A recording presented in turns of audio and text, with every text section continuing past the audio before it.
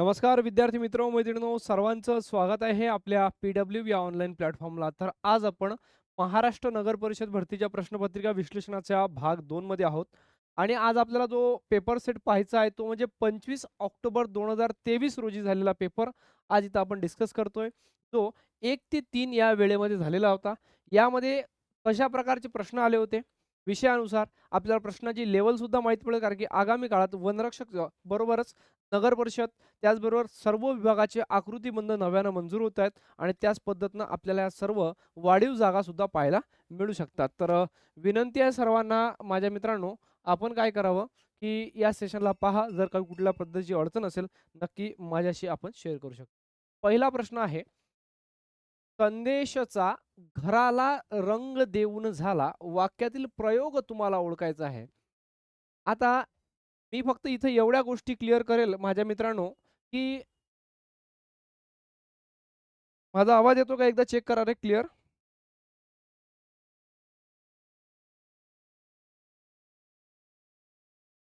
माझा आवाज येतो सर्वांना क्लिअर? बर. आता पहा, प्रश्न होता संदेशचा घराला रंग देऊन झाला, प्रयोग ओळखायला सांगितलं. तसा तर जर कधी प्रयोग विचारला तर प्रयोगाची आपले जे 3 मुख्य प्रकार आहेत त्याच्यामधला कर्मणी प्रयोगाचा हे उदाहरण असेल. पण आपल्याला कर्मणी प्रयोग सुद्धा विचारला नाही, सब प्रकार विचारलेला आहे. जिथं प्रश्नाला चा, ची लागतो तो असतो समापन कर्मणी. आणि या वाक्याचा जर कधी आपण अर्थ घ्यायला गेला, संदेशचा घराला रंग देऊन झाला म्हणजे क्रिया कुठली तरी समाप्तीची दर्शविते. आणि चाचीचे सुद्धा आहे, संदेशचा घराला रंग देऊन झाला म्हणून समापन कर्मणी प्रयोग आहे. कर्त्याला व कर्माला जर कधी प्रत्यय असेल तर तो भावे प्रयोग असतो. त्याचबरोबर फक्त कर्त्याला प्रत्यय असेल, कर्त्याला म्हटलं मी प्रत्यय असेल तो कर्मणी प्रयोग असतो. आणि प्रत्यय नसेल तर तो काय असतो, कर्तरी प्रयोग सुद्धा असू शकतो. हे आपण नंतर पाहणार आहे बाकीचे उरलेले प्रकार. ओके, माझी मराठीची प्लेलिस्ट आहे, तुम्ही त्याला पाहू शकता. पुढील वाक्यातील कर्ता तुम्हाला ओळखायचा होता. परमेश्वराने ही सर्व सृष्टी निर्माण केली. आता कर्ता ओळखताना आपण कर्त्याला नारा, नारी आणि नारे या गोष्टीनं प्रश्न विचारत असतो. म्हणजे एक्झाम्पल ऑफ, परमेश्वराने ही सर्व सृष्टी निर्माण केली. निर्माण करणारा कोण? निर्माण करणारा कोण? निर्माण करणारा परमेश्वर आहे. मग आपल्याला म्हटलं वाक्यातला कर्ता. निर्माण करणारा कोण? परमेश्वर. आपल्याला लगेच तर ओळखता आलं पाहिजे.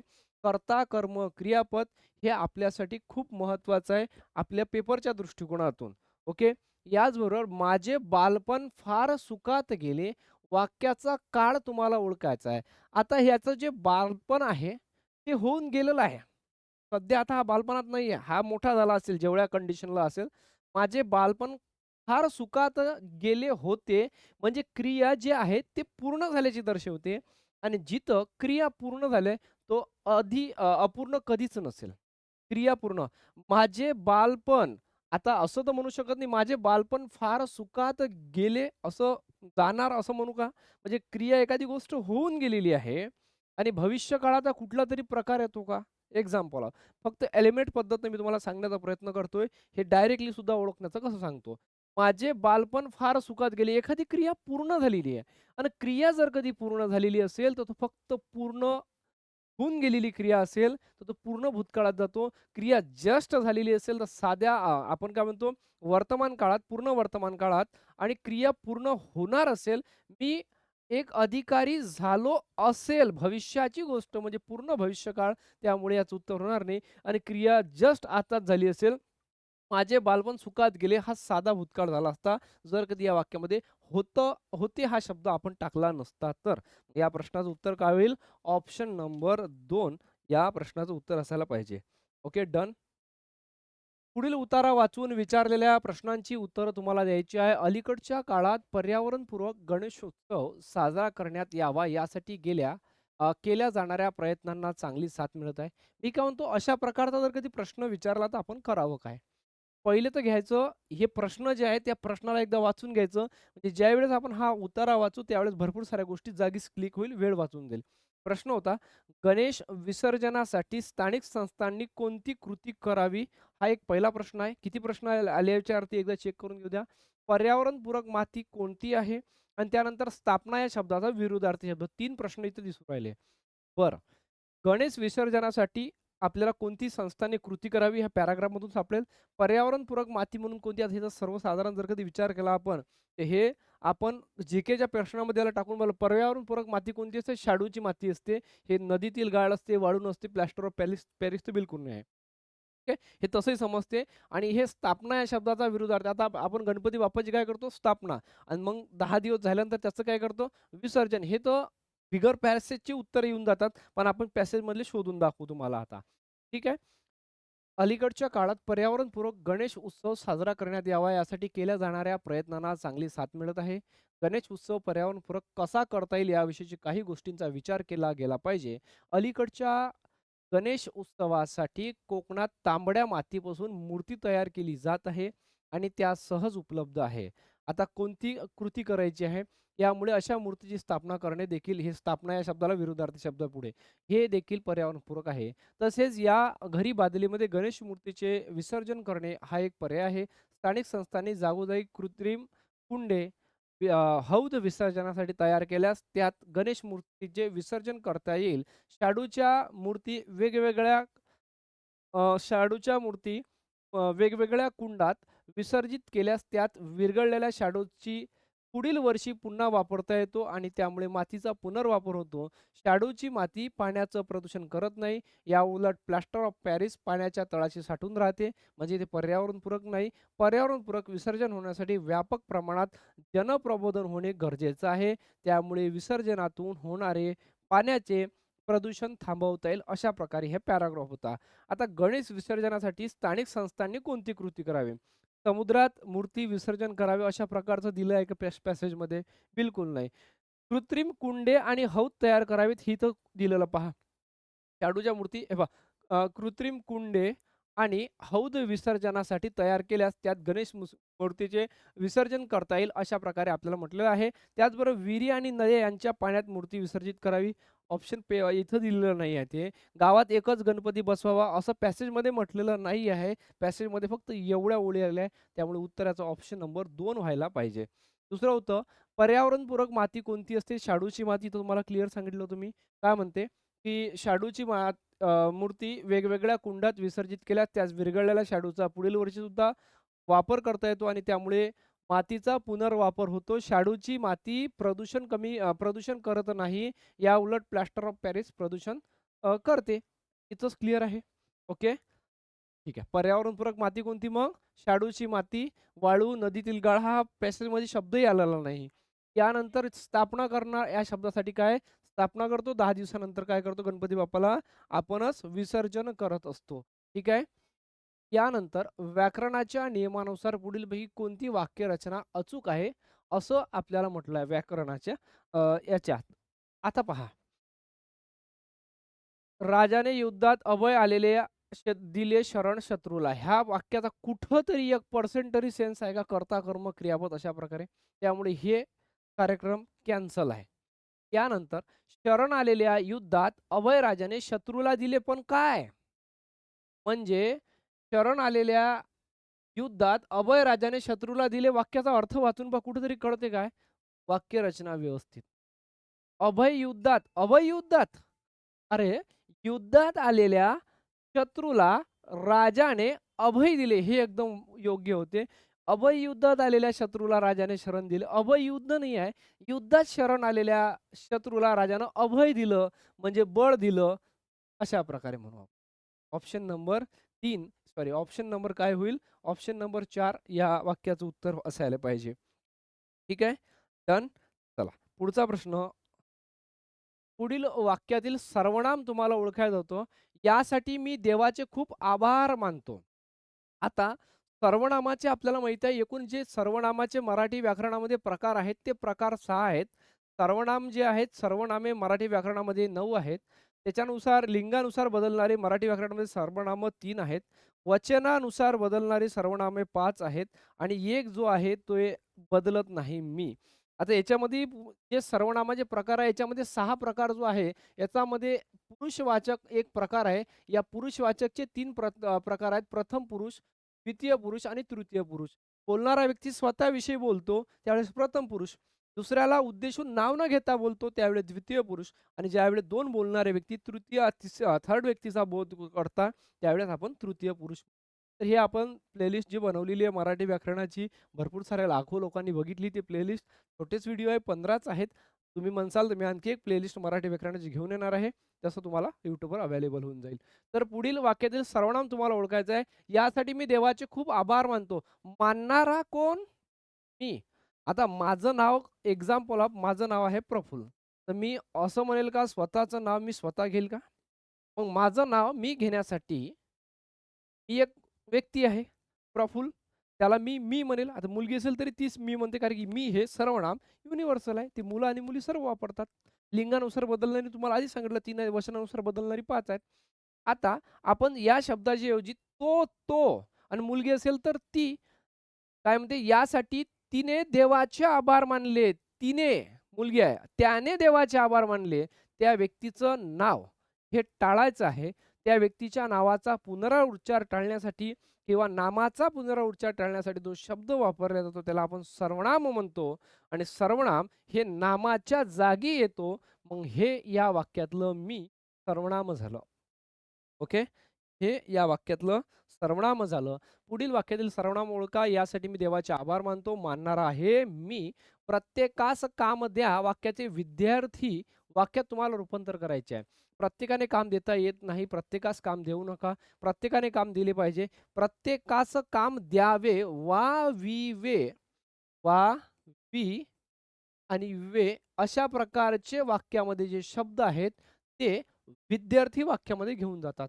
अशा प्रकारचे शब्द कशामध्ये घेऊन जातात? विद्यार्थी वाक्यामध्ये घेऊन जात असतात. एवढं लक्षात ठेवा. ठीक आहे, डन. पुढचा प्रश्न.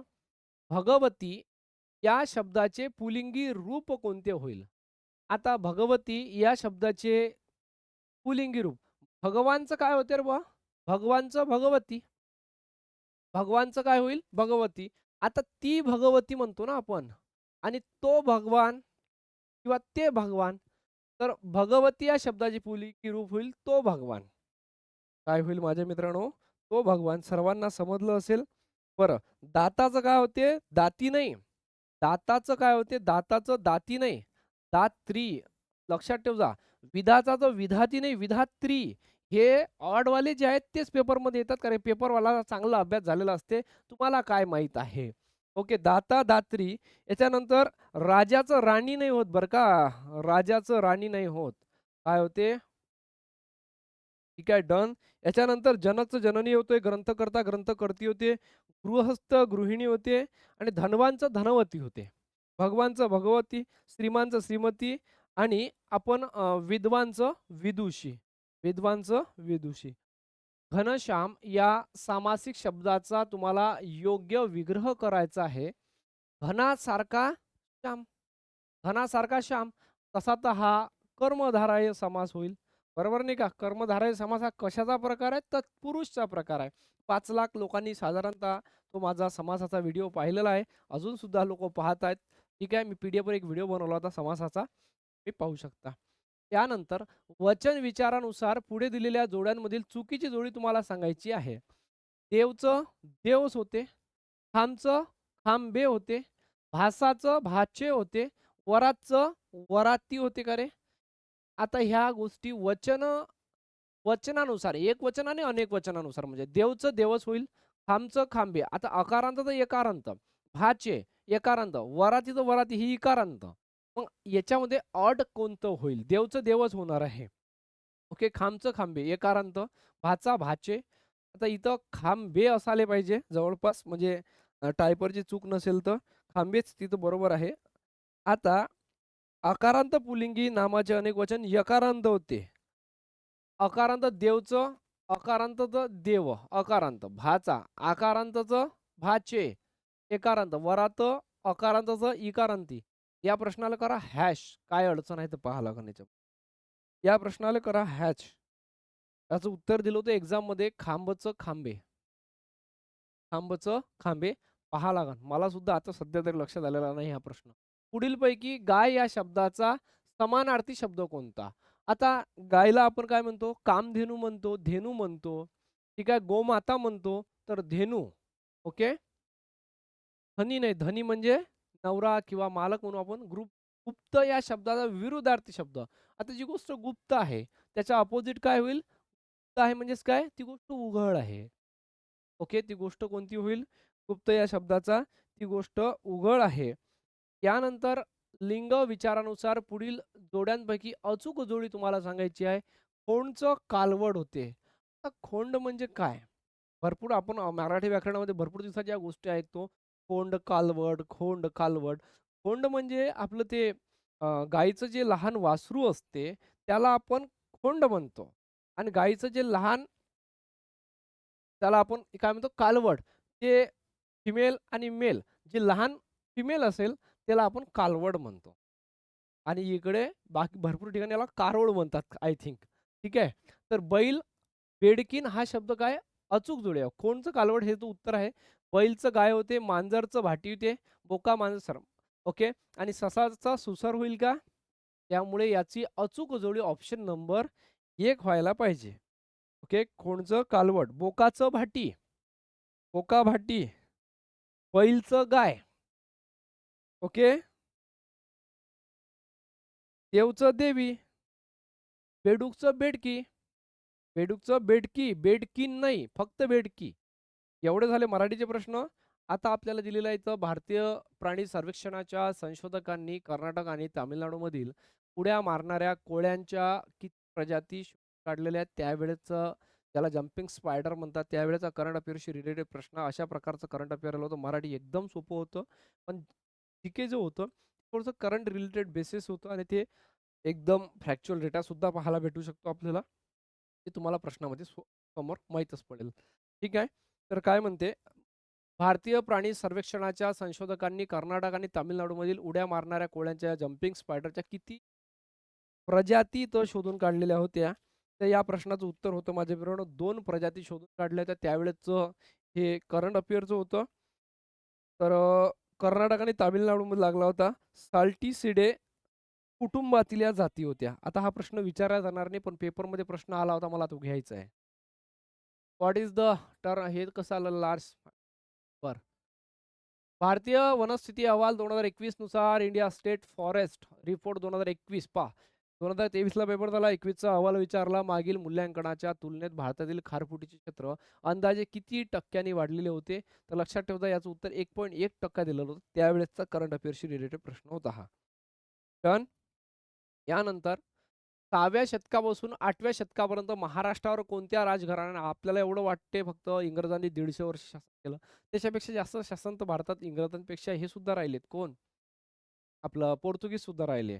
आणि इकडे पहा 6व्या ते 8व्या शतकापर्यंत महाराष्ट्रावर कोणत्या राजघराण्याने राज्य केलेले होते? तर त्या प्रश्नाचं उत्तर आहे सातवाहन राजघराणे. सातवाहन. आता राष्ट्रकूट घराणे तुम्हाला माहिती आहे आपल्या वेरुळीतल्या लेण्या आहेत अजिंठा वेरूळच्या त्या राष्ट्रकूट घराण्याच्या आहेत आणि दंतीदुर्ग त्यांचे काय संस्थापक आहेत. यांच्या 3-4 पिढ्या त्याच्यामध्ये लेण्या कोरण्यात गेल्या तुम्ही एका दिवसात पाहून येता. बरं. चालुक्य, वाकाटक राजघराणे आणि याचा उत्तर आहे सातवाहन राजघराणे. 200-600 ते 800 वर्ष हे जे काही राज केलेलं असेल महाराष्ट्रावर ते सातवाहन नाही चालुक्य घराण्यानं केलं आहे. सातवाहन नाही चालुक्य घराण्यानं केलं आहे हे लक्षात ठेवा. सातवाहन जे घराणं होतं ना ते 230 ते 200 इसवी सन 230 होतं. इसवी सन पूर्व इसवी सन पूर्व 230 ते 230 इसवी सन. ठीक आहे. हे उलटं जाते हे लक्षात ठेवा. आणि त्याच्यानंतर आपल्या चालुक्यानं जे केलं 543 ते 757 हे 543 ते 757 वर्ष राज्य केलेलं आहे. ओके. इसवी सन पूर्व आहे ते. इसवी सन पूर्व हे. इसवी सन पूर्व ते इसवी सन 757 इतकं राज्य केलेलं आहे. राष्ट्रकूट घराणा सुद्धा आहेत. राष्ट्रकूट घराण्याचं जे सत्ता होती, ती होती 8व्या ते 10व्या शतकापर्यंत. ठीक आहे. ग्रामीण आणि शहरी भागात भारतात स्थानिक स्वशासनात सेल्फ गव्हर्नन्स लागू करण्याच्या संसदेने डिसेंबर 1992 मध्ये हे संविधानिक सुधारणा पारित केलेले आहेत. आता तुम्हाला माहिती आहे ग्रामीण आणि शहरी स्थानिक स्वशासनामध्ये संसदेनं एक सुधारणा लागू केली होती आणि ती सुधारणा आपल्याला माहित असेल 1992 ची म्हटलेलं आहे. 73 आणि 74वी घटना दुरुस्ती. ओके. सत्तेचं विकेंद्रीकरण करण्यात आलं. याच्यासाठी वेगवेगळ्या समित्या नेमण्यात आल्या. जानेवारी 2023 पर्यंतच्या माहितीनुसार भारतातील एकूण माल वाहतुकीपर्यंत किती टक्के मालवाहतूक मुंबई बंदरातून हाताळली जाते. तर लक्षात ठेवा भारतात एकूण लहान मोठे साधारणतः भरपूर सारे बंदर आहेत. पण जवळपास 49 बंदर हे खूप महत्त्वाचे आहेत. त्यात मुंबई बंदरातून फक्त 8% वाहतूक म्हणजे ती खूप जास्त वाहतूक झाली एका बंदरातून. ठीक आहे. 8% वाहतूक असायला पाहिजे. पुढे चालायचं. वीज दुरुस्ती विधेयक 2022 संसदेत केव्हा सादर करण्यात आले? वीज दुरुस्ती विधेयक संसदेत कधी सादर करण्यात आलेले होते? तर वीज दुरुस्ती विधेयक संसदेत ऑगस्ट 2022 साली सादर करण्यात आलेले होते. दुसऱ्या देशाचे नागरिकत्व मिळवल्यानंतर एखाद्या व्यक्तीने आपले भारतीय नागरिकत्व सोडण्याची ऐच्छिक कृती कोणती आहे जी ओळखली जाते? निर्धनता, वंचित अवस्था, त्याग आणि समाप्ती. तुम्हाला माहित आहे भारताच्या कोणत्याही देशाच्या भारताच्या व्यक्तीनं कोणत्याही देशाचं नागरिकत्व जर कधी स्वीकारलं, ठीक आहे, तर त्या व्यक्तीनं भारताच्या नागरिकत्वाचा त्याग केला असं म्हटलं जाते. तर महाराष्ट्रात एकूण किती प्रमुख बंदरे आहे जमलं आता. महाराष्ट्रात प्रमुख विचारले. भारतामध्ये 49 लहान मोठे. मग भारतामध्ये महाराष्ट्रात किती आहेत? तर महाराष्ट्रात 2 आहेत ना. कोणते? एक JNPTI Jawaharlal Nehru port transport of India आणि एक आपलं मुंबई बंदर आहे ज्याच्यातून 8% वाहतूक होते ते पण तुम्हाला माहीत आहे. आणि नैसर्गिक बंदर आहे मुंबईमध्ये. हे महत्त्वाची गोष्ट म्हणजे आता पालघर बनणार आहे. ते जगाच्या टॉप 10 बंदरापैकी एक असेल. समुद्रापासून 8 किलोमीटर वाढवण बंदर ते खोल असेल. म्हणजे आतमध्ये असेल. चीनच्या प्रगत तंत्रज्ञानाचा प्रवाह पराजित करून विविध क्षेत्रातील चीनच्या वाढत्या प्रभावाचा सामना करण्यासाठी US च्या सिनेटर्सनी कोणतं नवीन विधेयक पाऊल उचललं होतं? हे त्यावेळेसचं करंट अफेअर्सचा प्रश्न होता. आणि या प्रश्नाचं उत्तर असेल चीन स्पर्धा विधेयक 2. ओके. चीन चायना कॉम्पिटिशन बिल 2. तर 17वी जी लोकसभा आहे ते कधी आयोजित करण्यात आली? तुम्हाला माहिती आहे महाराष्ट्रात 16वी विधानसभा, देशामध्ये 17वी लोकसभा आहे. तर 17वी लोकसभा कोणत्या वर्षी आयोजित करण्यात आली? तुम्हाला आता मे महिन्यामध्ये इलेक्शन झाले होते. मे 2017वी म्हटलं हां, 17वी म्हटलं. 17वी जी असेल मे 2000 वेट करा रे बाबा. 2019, 2015, 18वी, 17वी इथं काही गडबडलं तर नाही. तर 17वी जे आहेत, हे मे 2019 ची होय आणि आता जे 18वी आहे, सॉरी हां, 18वी आहे, हे सध्या कार्यरत आहे. 18वी सध्या कार्यरत आहे. आणि महाराष्ट्राची 17वी विधानसभा आहे मग हे लक्षात ठेवा. महाराष्ट्राच्या 2023-24च्या अर्थसंकल्पानुसार गोसी खुर्द राष्ट्रीय प्रकल्पासाठी किती निधीची तरतूद आहे? हा भंडारा जिल्ह्यामध्ये असणारा प्रकल्प आहे. ठीक आहे. याचबरोबर या प्रकल्पाच्या किती निधीची तरतूद करण्यात आलेली आहे? 1000 करोड, 1500 करोड, 550 करोड की 890 करोड. तर या प्रकल्पासाठी 1500 करोड रुपयाची त्यावेळेचं फॅक्च्युअल डेटाची प्रश्न होता. तिसऱ्या इंग्रज मराठा युद्धात खालीलपैकी कोणाचा पराभव झाल्याने 1818 मध्ये इंग्रजांनी महाराष्ट्रावर पूर्णपणे नियंत्रण मिळवले? बाल गंगाधर टिळक, दुसरा बाजीराव पेशवा, भाऊराव पाटील, पहिला बाजीराव. तिसऱ्या इंग्रज जो मराठा युद्ध झालं, ठीक आहे, या युद्धात खालीलपैकी कोणाचा पराभव झाल्याने 1818 मध्ये तुम्हाला माहित आहे बाल गंगाधर टिळक यांचा कसा काय पराभव होईल? 1856 मध्ये त्यांचा जन्म आहे. लोकमान्य बाळ गंगाधर टिळक यांचा. यांनी गोष्ट केलेली आहे 1818 ची. नाही उत्तर. ओके. कर्मवीर भाऊराव पाटील? नाही उत्तर. आता कोणाचा पराभव झालेला होता? तर या गोष्टीमध्ये आपल्याला खूप महत्त्वाचा हा प्रश्न आहे. तर दुसऱ्या बाजीरावाचा. ठीक आहे. दुसऱ्या बाजीरावचा. 2011 मध्ये 2011 जनगणनेनुसार महाराष्ट्राच्या एकूण किती लोकसंख्येत आदिवासी लोकसंख्येची टक्केवारी किती आहे? आदिवासी लोकसंख्येची टक्केवारी किती आहे महाराष्ट्रामध्ये? तर तुम्हाला माझा साधारणतः 10% राउंड फिगर आपण म्हणू शकतो. राउंड फिगर 10%, 10च्या वर नाही. 9.35 असायला पाहिजे. हे कमी होईल. या दख्खनच्या पठाराच्या प्रमुख नद्या आहेत ज्या पश्चिम घाटापासून पूर्वेकडे बंगालच्या उपसागराला जातात. जिथं बंगालचा उपसागर आला तर नर्मदा नदी कधी येणार नाही. बंगालचा उपसागर आला, नर्मदा नदी येणार नाही. परत इथं नर्मदा दिलेलं आहे. होणार नाही. आता आहे इथं गोदावरी, कृष्णा आणि कावेरी, पेरियार, कृष्णा आणि कावेरी. आता पेरियार नदी जी आहे ना, ही केरळमध्ये यायला पाहिजे. पेरियार नदी ही केरळमध्ये यायला पाहिजे. तर या प्रश्नाचं उत्तर काय होईल मग? गोदा, कृष्णा आणि कावेरी. गोदावरी, कृष्णा आणि कावेरी नदी असायला पाहिजे. डन. पेरियार नदी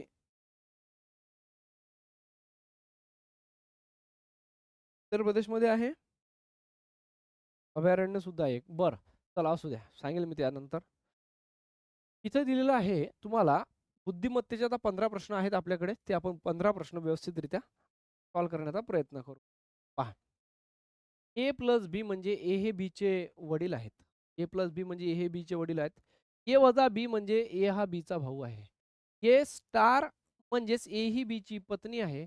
ए भागाकारात म्हणजे ए स्लॅश ए हा बीचा मुलगा आहे. तर तुम्हाला म्हटलं आहे सीचं ए सोबत काय नातं आहे? सीचं ए सोबत काय नातं आहे? तर आपल्याला इथं नातं पुट करावं लागेल म्हणजे हे सर्व व्यवस्थितरित्या मांडावं लागेल. मांडण्यासाठी आपण एक काम करूया. जर पुरुष असेल तर त्याला प्लसचं चिन्ह देऊ. जर स्त्री असेल तर त्याला वजाचं चिन्ह देऊ. कारण की इथं मुलगा, काही व्यक्तीचे, मुलीचे नाव नाही म्हटलेले आहेत. इथं डायरेक्ट ए आणि बी आपल्याला करावं लागेल.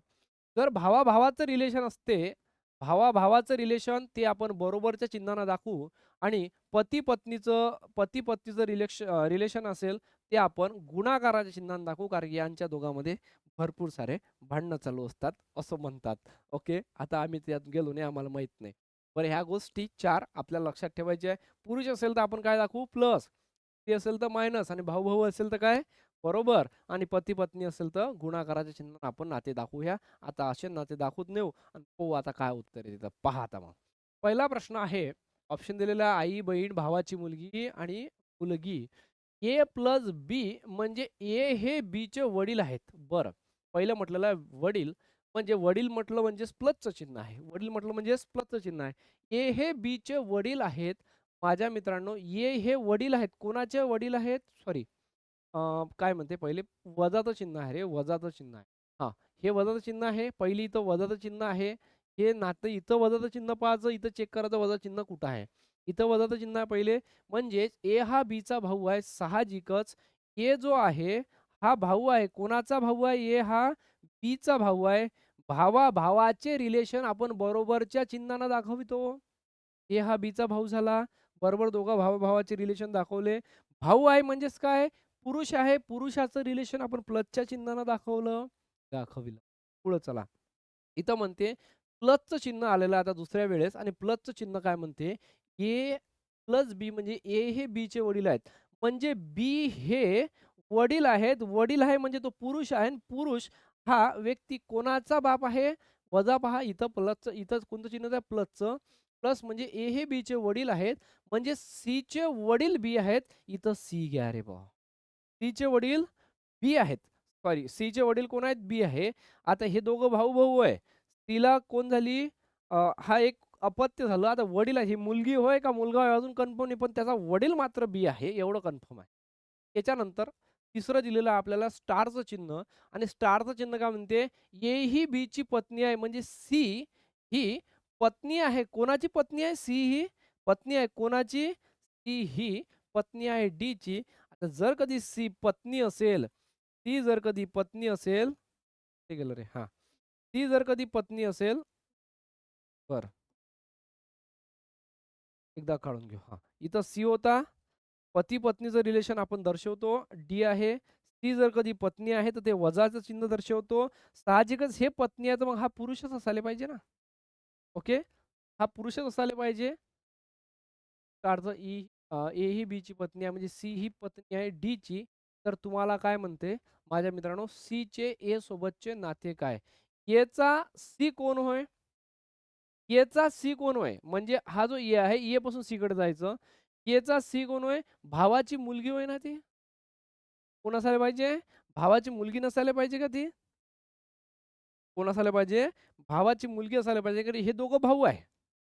याला सी नावाची मुलगी, तिचंही लग्न झालं डी सोबत. भावाची मुलगी. याच्यामध्ये कोणाला काही डाऊट आहे का? एकदम सोपी पेपर होते नगर परिषदचे. तुम्हाला सांगतो मी सर्व शिफ्ट मी एनालिसिस करून देईल. इंग्रजी व्याकरण सोडून बाकी हां. पुढे, पुढे, पुढे. तर कारागृह हे कैद्यांशी संबंधित आहे, तर मंदिर हे कशाशी संबंधित असायला पाहिजे? जर कारागृह कैद्याशी संबंधित आहे, तर मंदिर आता कारागृहामध्ये कोण ठेवल्या जातात? कैद्यांना. ओके. तर मग मंदिरात कोणाला ठेवल्या जाते? देवाला. मंदिरात कोणाला ठेवल्या जाते? देवाला. पुढचा प्रश्न आपण पाहतोय. राम हा अनुजपेक्षा मोठा आहे. राम हा जो राम झाला, हा कोणापेक्षा मोठा आहे? हा अनुजपेक्षा मोठा आहे. दिसू राहिलं का रे बा? पहा. राम हा अनुजपेक्षा मोठा आहे. राम हा अनुजपेक्षा मोठा आहे, पण सुरेशपेक्षा वयानं लहान आहे. म्हणजे सुरेशपेक्षा वयानं लहान आहे कोण? राम. इथपर्यंत पहिलं वाक्य समजलं. रमेश हा रामपेक्षा वयानं मोठा आहे. तो रमेश आहे, रमेश हा रामपेक्षा वयानं मोठा आहे. बरं, हे घ्या. रमेश हा रामपेक्षा वयानं मोठा आहे. काय म्हणते? रमेश हा रामपेक्षा वयानं मोठा आहे, पण अजयपेक्षा वयानं लहान आहे. अजय इथं असायला पाहिजे काय? अजयपेक्षा वयानं लहान आहे. अजय हा सुरेशपेक्षा वयानं लहान आहे. अजय हा सुरेशपेक्षा वयानं लहान आहे. क्लिअर झालं त्याच्यासमोर नाही तो. पण अजय हा अजय हा सुरेशपेक्षा वयानं लहान आहे, पण रोहितपेक्षा मोठा आहे. रोहितपेक्षा मोठा आहे कोण? अजय. म्हणजे तुमच्या लक्षात येईल का इथं? हा सुरेश झाला. सुरेश नंतर येतो अजय. ओके. सॉरी त्याच्यानंतर येते रोहित. रोहित त्याच्यानंतर रमेश. रमेश, राम आणि त्याच्यानंतर यायला पाहिजे अनुज. ठीक एवढे लोक अशा प्रकारे बसवले तुम्ही. एकदा आपण क्रॉस चेक. राम हा अनुजपेक्षा वयानं मोठा आहे. राम हा अनुजपेक्षा वयानं मोठा आहे. पण सुरेशपेक्षा वयानं लहान आहे. सुरेशपेक्षा राम हा वयानं लहान आहे. रमेश हा रामपेक्षा वयानं मोठा आहे. रमेश हा रामपेक्षा वयानं मोठा आहे, पण अजयपेक्षा लहान आहे. अजयपेक्षा लहान आहे रमेश. आणि अजय हा सुरेशपेक्षा वयानं मोठा आहे. थांबा. अजय हा सुरेशपेक्षा वयानं लहान आहे. हां, अजय हा सुरेशपेक्षा वयानं लहान आहे. पण रोहितपेक्षा वयानं मोठा आहे. रोहितपेक्षा अजय मोठा आहे. तर तुम्हाला म्हटलं किती जण हे रामपेक्षा लहान आहेत. राम इथं झालं त्याच्यापेक्षा वयानं एकच व्यक्ती लहान आहे आणि त्याचं नाव आहे अनुज. त्याचं नाव काय आहे? अनुज. सर्वांना समजलं? डन. पुढचा प्रश्न. दिलेली मालिका पूर्ण करण्यासाठी गहाळ पद तुम्हाला शोधायचं आहे. एकदम सोपा प्रश्न आहे. एकदम सोपा प्रश्न. पहा. 16, 17, 18, 18 म्हणजे होते आर. 18 म्हणजे होते आर. 3 अन् 2 5, 5 अन् आता 7 करसाल इथं का 9 करसाल? कारण की माहिती आहे का?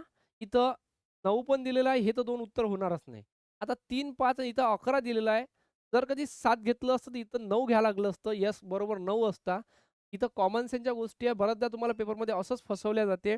जर तुम्ही इथं इथं ऑलरेडी आहे ना 11 घेऊन दिलेलं आहे ना, याचा अर्थ इथं कोणत्याच कंडिशनमध्ये 9 येणार नाही. कारण की ह्या सर्व संख्या मूळ संख्या दिसत आहेत आणि जर कधी याला ते 7 घ्यायचे असते तिथं, तर मग इथं यानं 11 घेतलेच नसते. इथं फक्त 9 घेतले असते. म्हणून ती 15 म्हणजे 16, 17, 18 म्हणजे आर, 3 नंतर 5 मूळ संख्या, 5 नंतर 7 मूळ संख्या म्हणजे R7 या प्रश्नाचं R7 या प्रश्नाचं उत्तर होईल. खालील प्रश्नातील प्रश्नचिन्हांच्या जागी अंदाजे मूल्य तुम्हाला सांगायचे. बरं. अंदाजे मूल्य म्हणजे जवळ-जवळ त्याच्याजवळ जायचं परफेक्ट उत्तर तर काही ऑप्शनमध्ये दिलेलं नाहीये. अशा वेळेस माझं तर तुम्हाला एकच सांगणं राहील, की अशा प्रकारचे जे पॉइंट येतात ना, ह्याच्यापासून थोडेसे सावध राहा. राउंड फिगर जो कार्यक्रम दिसते तो बिनधास्त वाजवा. आता इथं दिलेलं पहिले ब्रॅकेटचा कार्यक्रम करू आपण, कारण ब्रॅकेट दिलेला आहे पहिले. आता ब्रॅकेटमध्ये दिलेलं आहे 59 वजा मी राउंड फिगर लिहितो डायरेक्ट 36 भागाकारात दिलेला आहे 12.3 म्हणजे मी डायरेक्ट 12च लिहितो. गुणाकार दिलेला आहे 4. बरं 12 एक 12, 12 त्रिक 36 ठीक आहे. 4 त्रिक होते 12, 59. आता मला इतकं सांगा 59 या 9 मधून 2 गेले उरले किती? 7.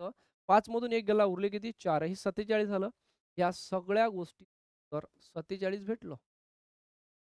सगळ्या गोष्टीचं उत्तर किती भेटलं? 47. 47 मधून आता पहा 47 आहे इथं 55 आहे. डायरेक्ट 55 मधून जर कधी आपण 47 वजा केले, तर हे 5 आणि 3 8 आलं का रे भाऊ? 8. ओके. किती आलं? 8 आलं. हं. आणि 8 मला पाहू द्या पहिले 8 आलं. ह्या 8 आपल्याला आणखी त्या 47 मधून वजा करायचे आहेत. ठीक आहे. इथपर्यंत आलो होतो आपण. या 47 मधून आपण जर कधी 8 वजा केले तर 39 येतात आणि या 39 भागायचं या 80ला आणि 39 जर कधी आपण 80ला भागायला गेलो तर जवळपास उत्तर 2 भेटून राहिलं. जवळ उत्तर 1 पॉइंट समथिंग उत्तर नाही. म्हणून आपल्याला उत्तर काय करावं लागेल 2 अंदाजे मूल्य मानावं लागेल. समजलं का? हे जवळ त्याच्यात जायचं परफेक्ट उत्तर तर तुम्हाला ऑप्शनमध्ये सुद्धा दिलं नाही. अंदाजे म्हणजे त्याच्या जवळपर्यंत. ठीक आहे, सर्वांना समजलं? उत्तरेकडे तोंड करून बसलेल्या 26 मुलींच्या रांगेत बरं ठीक आहे. हे दिशा घेऊ आपण. तर दक्षिण, पश्चिम, उत्तर. आता उत्तरेकडे तोंड करून बसलेल्या 26 मुलींच्या रांगेत रेणू, रेणू, रेणू उजव्या टोकाकडून म्हणजे हे झालं आपलं उजवं टोक, हे झालं आपलं डावं टोक. बरं. उजव्या टोकाकडून रेणू ही टोटल 26 मुलींच्या रांगेत 14व्या क्रमांकावर आहे. ते 14वी आहेत. म्हणजे रेणूच्या इकडे साहजिकच या साइडकडून 13 मुली असायला पाहिजे. हे सर्वांना समजून राहिलं? जर हे उजव्या टोकाकडून 14वी आहे तर रेणूच्या त्या साइडला 13 मुली असेल. याच्यात काही डाऊट आहे कोणाला? याच्यानंतर स्मिता ही रेणूच्या डावीकडे तिसरी आहे. आता मला सांगा 1, 2, 3 इथं कोण आहे? स्मिता आणि हे 1, 2, 3 न लिहिता तुम्ही कन्फ्युजन होण्यासाठी 1, 2, 3 हेच कोण होय मग? स्मिता. म्हणजे 14वी स्मिता किती असायला पाहिजे? 17वी आणि 17वी स्मिता कुठून आहे? उजवी साइडनं 17वी आहे. उजव्या साइडनं जर कधी 17वी आहे टोटल लाईनमध्ये तुम्हाला काय म्हणते रांगेत डाव्या टोकाकडून स्मिताचे स्थान कुठते? टोटल 26 मुली आहेत.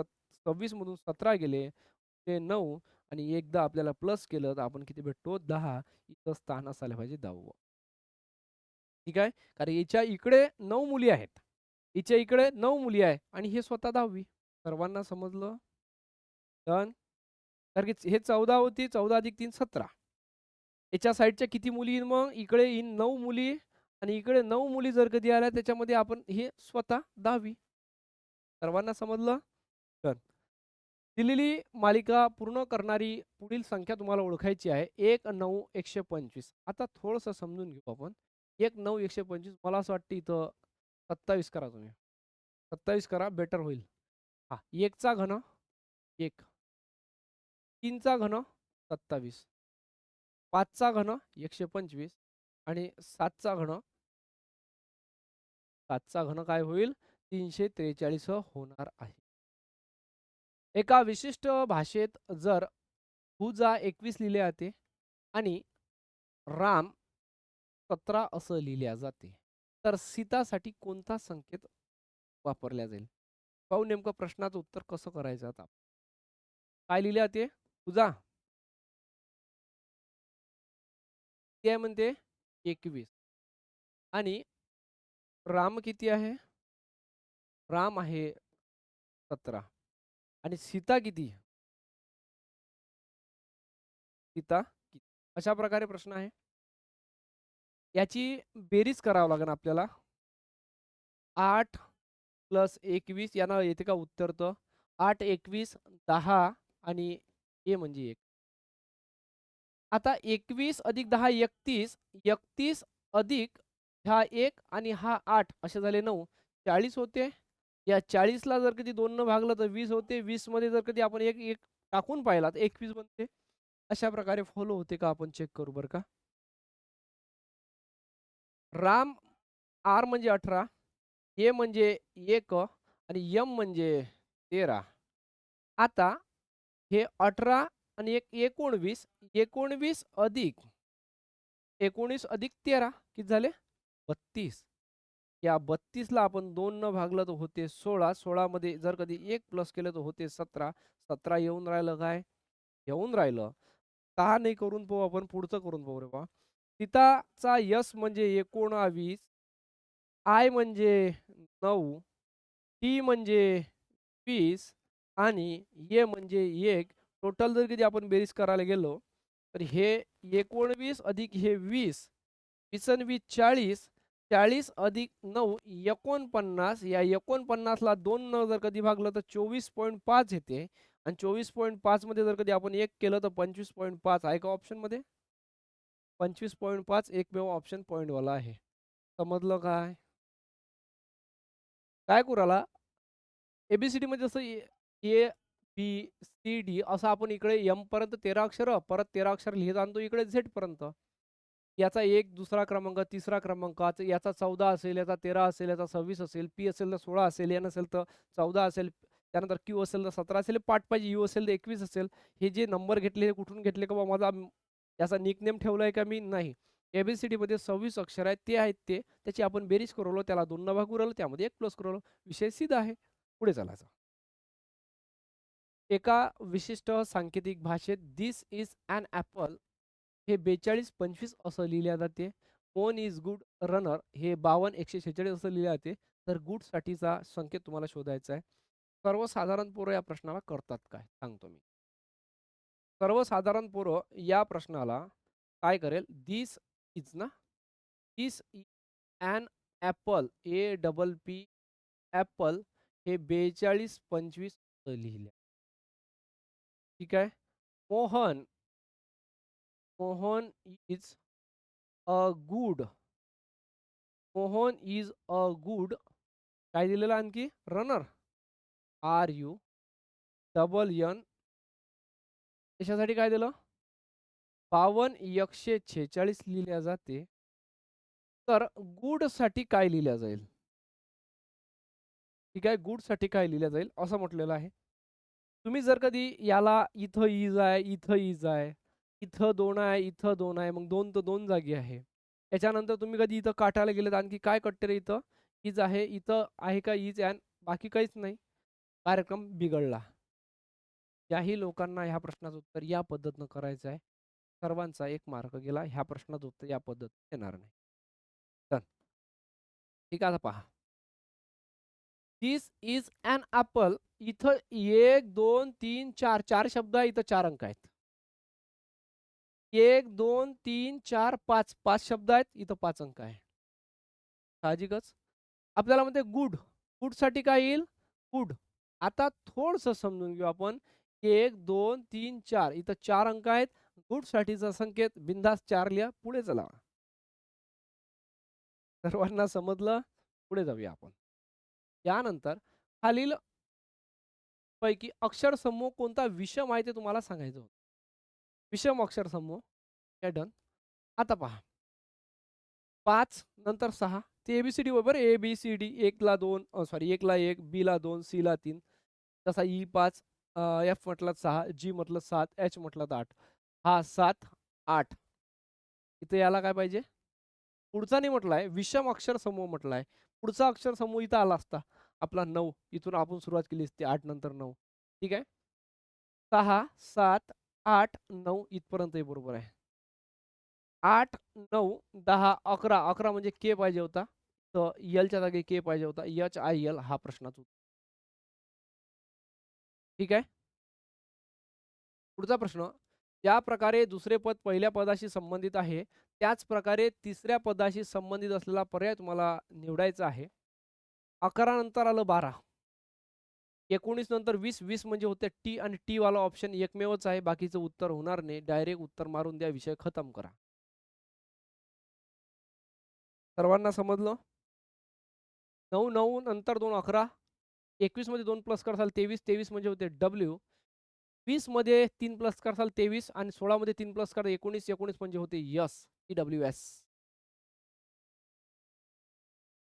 आज मंगळवार आहे ओके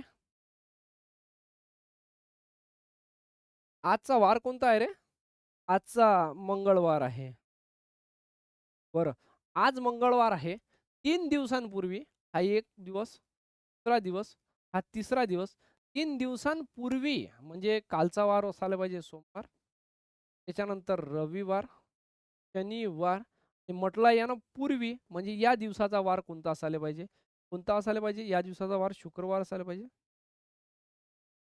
या दिवसाचा वार कोणता असायला पाहिजे? शुक्रवार ऑप्शनमध्ये आहे. आज मंगळवार आहे. कालच्या म्हणजे ह्या पाहून घ्या थोडंसं. आज मंगळवार आहे. काल म्हणजे झाला इथं सोमवार. याच्या 3 दिवसापूर्वी 1, 2, 3 डायरेक्ट शुक्रवार मारावा लागला. त्याच्यापेक्षा उत्तर ऑप्शन गुरुवार नका मारू म्हणजे झालं. ओके. कालपासून 3 दिवसापूर्वी. आज किंवा याला आपण असं म्हणा कालपासून 3 दिवसापूर्वी. हा आज झाला. आजचा मंगळवार. हा काल आहे. म्हणजेच कालचा वार होईल सोमवार. काय 1, 2, 3 सोमवार, रविवार, शनिवार आणि ज्या प्रकारे दुसरे पद पहिल्या पदाशी संबंधित आहे, त्याच प्रकारे तिसऱ्या पदाशी संबंधित असलेला पद आहे. म्हणजे हा तुम्हाला पर्याय निघायचा आहे. बरं ठीक आहे.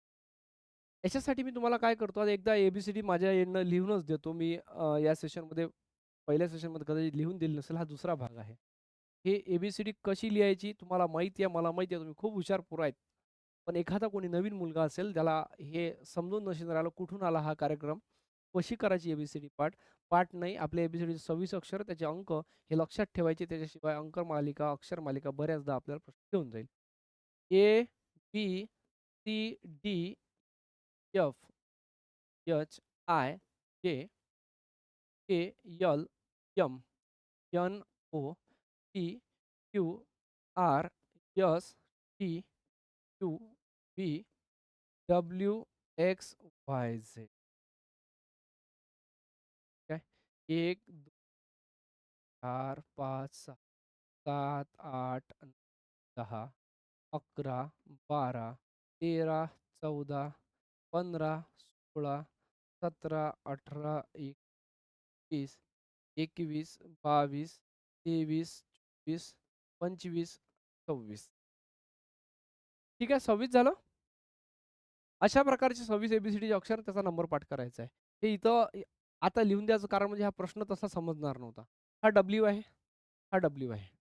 डब्ल्यूचा ॲक्चुअल नंबर 23 आहे. पण त्याचा वरचा अंक यानं घेतला डब्ल्यूच्या वरती अंक घेतला 4.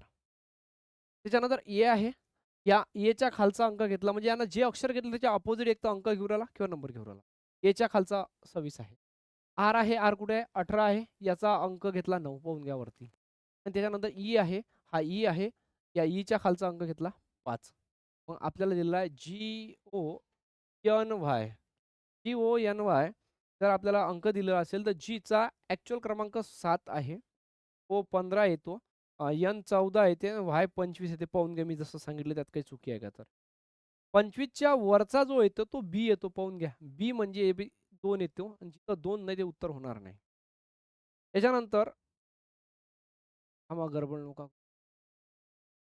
आपल्याला उत्तर वेगळ्या पद्धतीनं काढायचं. आपण शेवटून काढू. हा जी आहे 7 आहे.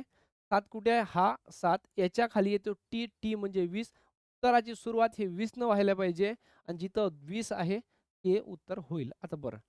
हा ओ आहे. ते आहे ओ. हा ओ 15 आहे. याच्यावरती आहे L 12.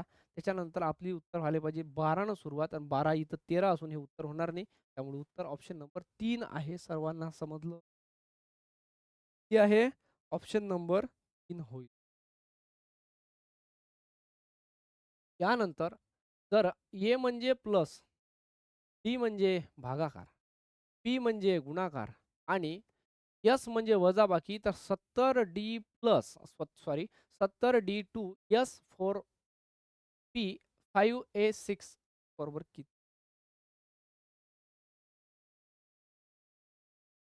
70D 2S 4 P 5A6. मला इतकं सांगा, ए म्हणजे काय होते? ए म्हणजे प्लस होते. डी म्हणजे काय होते? डी म्हणजे भागाकार होते. पी म्हणजे काय होते? पी म्हणजे गुणाकार होते आणि यस म्हणजेच वजाबाकी होते.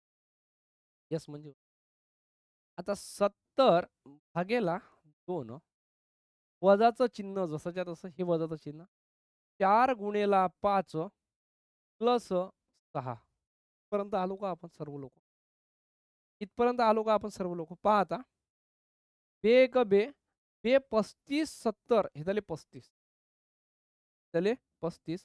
5 चौक 20 अन् 20 मध्ये 6 प्लस करसाल 26. असं नाही, चुकले तुम्ही आताच. पहिले जे बेरजेचे घर आहेत त्याला करा प्लस. 35 आणि 6 किती होते?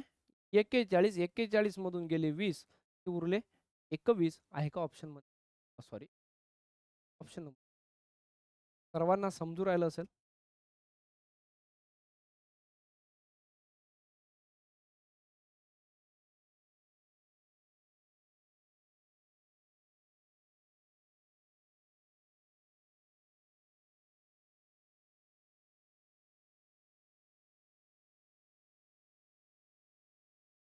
ओके. चालायचं पुढं.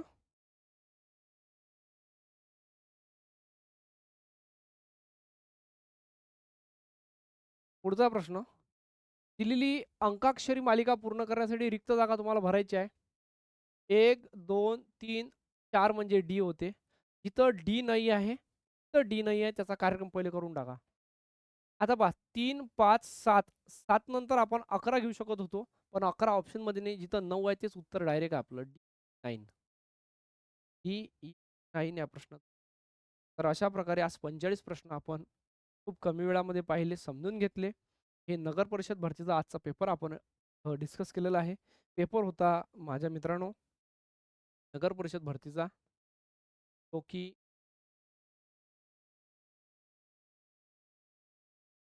Just weight a minute. Paper झाला होता तारखेला या 25 ऑक्टोबर 2023 रोजी झालेला हा पेपर होता. सेशन क्रमांक 2 आहे. याचा ऑलरेडी एक सेशन झालेला आहे. एका शिफ्टची एनालिसिस केलेली आहे मी आणि हा सेशन झाला होता. दुपारी पेपर झाला होता 1 ते 3 या दरम्यान. नगर परिषदची भरती लगेच काही दिवसात होणार आहे. त्याच्या प्रकारची साईटसुद्धा आपल्याला चालू झालेली पाहायला भेटली.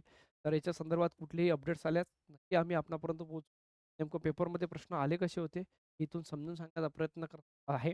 जेणेकरून तुम्ही या गोष्टीचा विचार करून पेपरची तयारी अधिक चांगल्या पद्धतीनं करू शकाल. भविष्यात आम्हीच नगर परिषदेच्या संदर्भात एखादी बॅच घेण्याच्या तयारीत असणार आहोत. ओके.